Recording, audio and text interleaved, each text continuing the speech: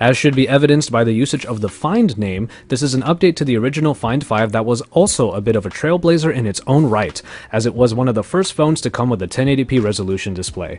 That tradition continues here on the Find 7, as it comes with an industry-first 1440p display, not called 2K by the company, but instead Quad HD. But before we get into the absolutely jaw-dropping screen, let's talk about the design.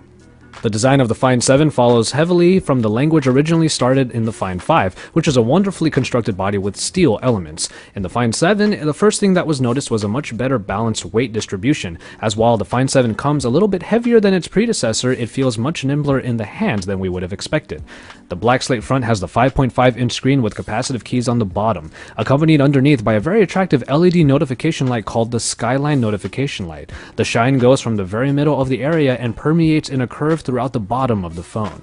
The button layout takes on the power button on the left with the volume rockers on the right, another returning feature from the Find 5, and at first the uncommon layout does take a little getting used to. Coming around the back, you will notice that there are two different backs in this video, as the phone comes in two different versions. Called the Find 7A or Lite, there's a version that sports a 1080p FHD display instead and includes somewhat lowered specifications that will have a brushed backing that does feel quite nice but is a bit slippery to the touch. The version sporting the Quad HD display instead has a carbon fiber backing that definitely feels more secure in the hand and has an attractive textured pattern. Either version will make for a phone that looks absolutely great, even more so in the white version if that is your preference. Now, 5.5 inches isn't quite a common size for a phone screen, as phone manufacturers are starting to stretch the limits of 5-inch form factors with 5.1 and 5.2-inch offerings nowadays. And then you have the larger phablet space that can range from 5.7 to the 6.4. Instead, Oppo went for the middle route and thus has a phone that does have a 5.5-inch screen but has the general size of a Samsung Galaxy Note 3. The result is a phone that is right on the line of discomfort when using one-handed.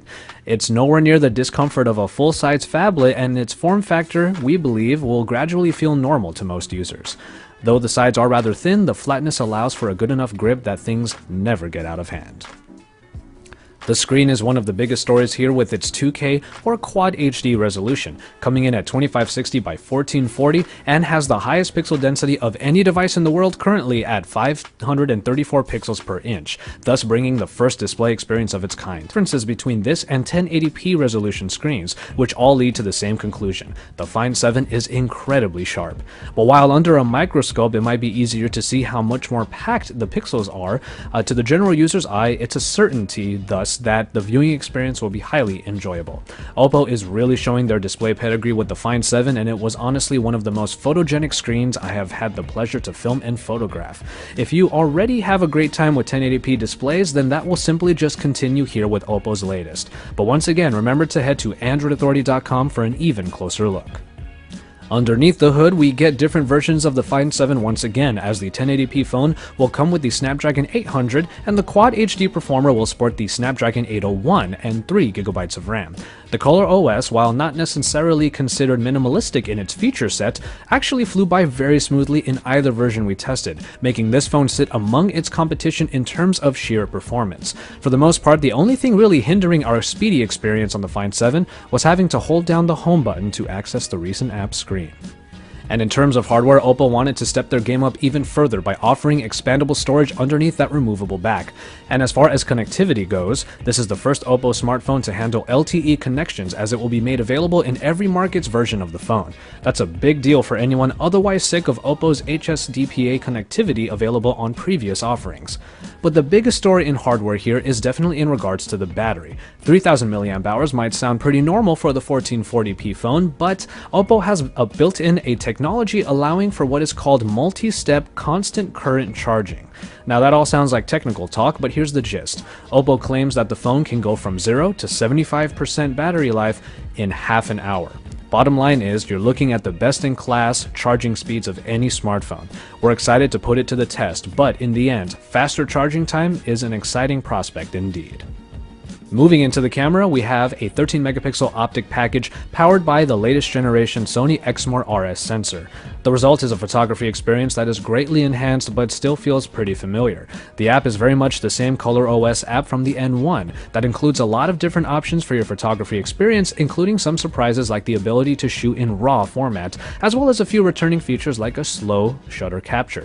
I turned on the touch to capture feature and found the app very snappy, getting its focus point very quickly and then going from shutter to file in very little time. And during our first glance, the pictures all looked quite nice, but our full review will really put it through its paces, so stay tuned for that. And finally, we'll talk about the software, as we have the ColorOS that returns from the Oppo N1. While we were told a new version of this operating system is definitely on its way, the ColorOS is already pretty feature-packed from the top down. On the home screens, there are the live media widgets for extra fun. Despite some interesting shape choices here and there, the general experience is what you would expect, especially with the ColorOS being one of the few Asian user interfaces that still uses an app drawer. Dive deeper into the experience, however, and you'll be sure to find plenty of little gems that range from gimmicky to incredibly useful. The useful features include the gesture panel that you can bring down by sliding from the left of the drop-down, and in there you can draw any number of programmable gestures to perform a bunch of different tasks. These can actually be triggered while in standby mode as well. Double tapping the home button can then turn off and wake up the phone, which was another highlight. But the more gimmicky features are still really cool, like the sky gestures, which can be triggered by holding the volume button down and then moving the phone about in a certain pattern to turn it, the camera, or the torch on. Overall, the rather ethereal look of the ColorOS returns, but it is really only a cover of an otherwise very feature-heavy and actually incredibly thoughtful experience found underneath.